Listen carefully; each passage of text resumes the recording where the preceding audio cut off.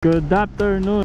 Time check, alas 2 ng hapon. At medyo masungit ang panahon ngayon kasi may bagyo. At ngayon, tumila yung ulan. Magsusundo tayo sa school. Gamit nga pala nating motor ngayon is TVS DAS 110cc. Ito yung service ko dati nung nagdi-deliver ako. Nung wala pa akong Honda Click. Yung madalas na gamit ko. At matipid din to sa gasolina para sa akin. Kaso hindi pa siya fuel injected. Carb type siya pero medyo matipid siya sa gas. Ang ginagasolina dito is 95 octane tsaka 91. Tama ba? 91? Yung unleaded tsaka premium. Depende. Pwedeng red, pwedeng green. Depende kung anong available. Pero more or unleaded siya.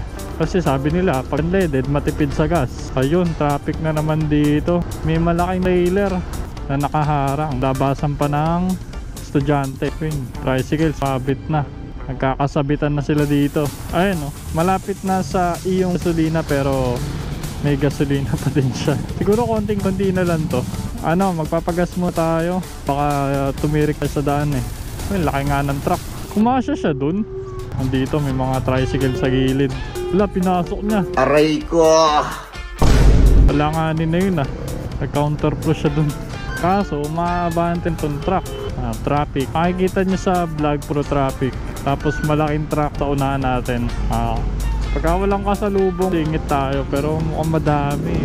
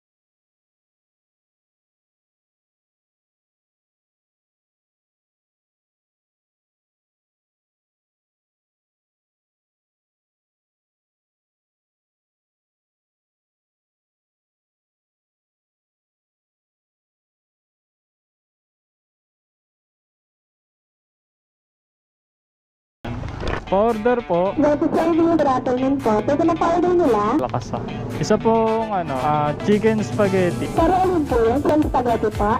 Isang order na chicken spaghetti wing part.